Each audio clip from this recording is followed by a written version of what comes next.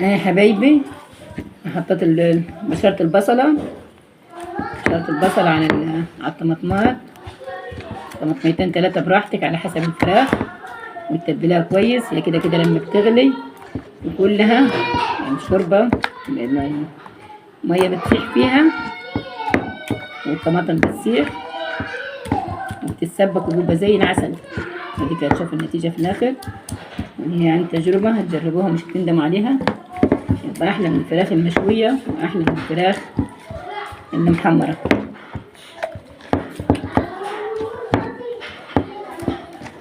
مبحطش بهارات وما بحطش أي حاجة زيادة عن الملح والفلفل والطماطم والبصل، ما بحطش كده زي ما تعودنا من زمان نعمل نفس الموضوع ده. هويتي كده اسيبهم شوية ولا فرن بوتاجاز وبحط اللي يطلع زي الفل. ما انا اصلا عمري ما جبت البهارات بصراحة، عشان مش هكدب عليكم، احنا في ايام كبيرة وانا مش هكدب عليكم اللي كنت بحط بهارات. هم عيالي بيحطوا في الكبدة ويحطوا في الكفتة، انا ما بحطش. احنا متعودين من زمان على الملح والفلفل زي ما انتم عارفين، بس احنا في العصر، انت في عصر دلوقتي واحنا في عصر زمان، قاعدين زي ما احنا. صلوا على النبي، وحد الله، ورمضان كريم عليكم، كل سنة وانتم طيبين. اسيبها في الفرن. هاي يا حبايبي هدخلها الفرن، اول ما تستوي هرجع لكم تاني بالمحشي والفراخ اللي في الفرن. بسم الله الرحمن الرحيم. شايفين يا حبايبي البامية الملوخية اللي انا بخزنها؟ انا بخزن الملوخية والبامية للسنة زي انتم شايفين خضرة ازاي.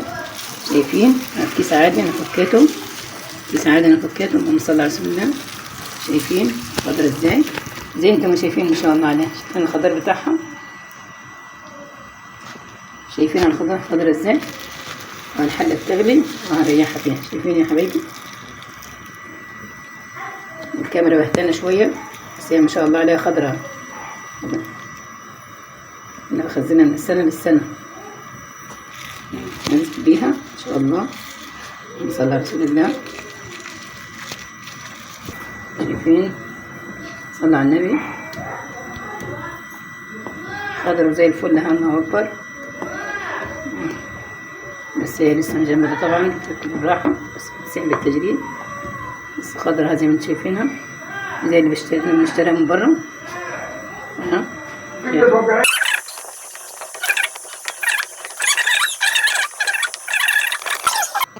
ولسه مسحتش برضو، لما تسيح هتشوفها اخضر من كده.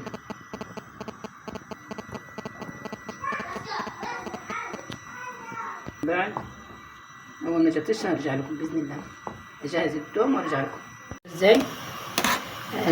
ولها عرق زي الفل. احنا اللي مخزناها من عبنول هي والباميه زي ما وريتكم ما شاء الله. شايفين لها عرق ازاي، لها عرق زي ما نكون توك لسه فطار. يا حبايبي باينه حتى زي الخضر بالظبط، زي الخضر بالظبط. عشان يبقى الملوخية حلوة. وبرده البامية بنطش لها فيها حتة كزبرة برده البامية. اطشها ديني بعد ما اطش الملوخية اطش البامية واوريها لكم. شوفوا الخضرة ازاي ما شاء الله عليها زي الفل.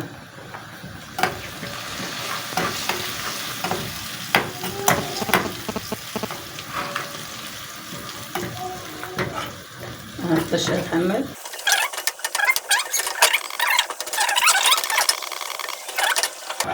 البامية ما شاء الله عليها، الملوخية ممكن اخدها ازاي يا حبايبي. باينة الطش. شايفين خضر، بس هي الكاميرا ضعيفة.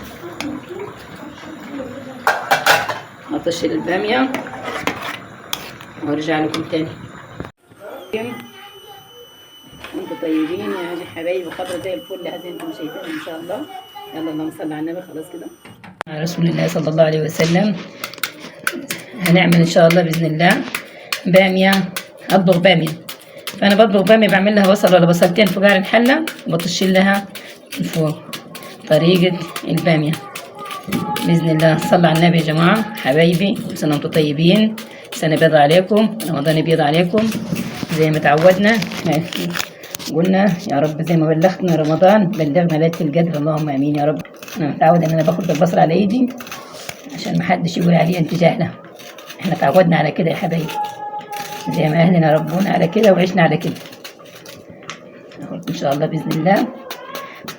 بحب اتقلها بصل عشان بيبقى حلوه ويبقى كده مخدع ببعضيها وحلوه. بطش برضو من فوق، مش ما بطشش قبل ما انزل الحله، بطش لها تاني باذن الله.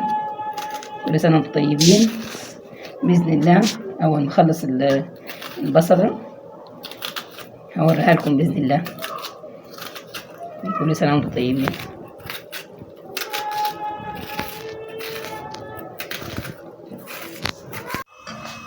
يلا يا حبايبي، احنا حمرنا البصله، هنعمل باميه زي ما قلت لكم. نحط عليهم الصلصه زي ما انا قلت لكم. انا عم بعمل الباميه بصله في الاول ولا بصلتين براحتكم، وبعمل بطش لها من فوق عشان يبقى طعمها حلو، وعشان يبقى لافه ما يبقاش طبيخ صايص كده زي الميه. لا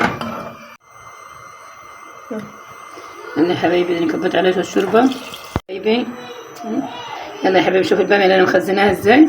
بس ان شاء الله لما تيجي ان شاء الله تطلع باميه جديده هوريكم الباميه بتتخزن ازاي. شايفينها خضرا ازاي، زي الفل ما شاء الله عليها، اللهم صل على رسول الله. شايفين ازاي حلوه خضرا صافي، شايفين تنزل، شايفين اللهم صل على رسول الله، خضرا زي ما هي، زي ما كنت شايفين يا حبايبي باميه خضرا زي اللي احنا زي ما كنت انا جايبناها من الغيط، حاجه حلوه اللهم صل على رسول الله. اديها غلوتين وبطش لها من فوق باذن الله. ارجع لكم تاني. يلا يا جماعه، كل سنه وانتم طيبين، رمضان يبيض عليكم، كل عام وانتم بخير. خلصنا الفراخ، حمرتها في الفرن زي ما قلت لكم، البصل والطماطم والفلفل والملح وحاجه حلوه. اللهم صل على النبي. وادي الباميه خضراء، والباميه خضراء والملوخيه خضراء. وكل سنه وانتم طيبين، ورمضان يبيض عليكم، وجعل سنه يبيض عليكم وعلى امه محمد اجمعين. كده يا عمونا وتدونا لايك، وان شاء الله باذن الله زي انتم ما شايفين، عشان ما احنا مع بعض خطوه بخطوه، وكل حاجه قدامكم وان شاء الله مش هتندموا ان انتم بتعملوا الاكل ده. وكل سنه وانتم طيبين يا رب، وتقبل الله قيامكم وصيامكم، وجعلكم بخير، وجعل سنه بيض عليكم وعلى امه محمد اجمعين، اللهم امين يا رب العالمين. والسلام عليكم ورحمه الله.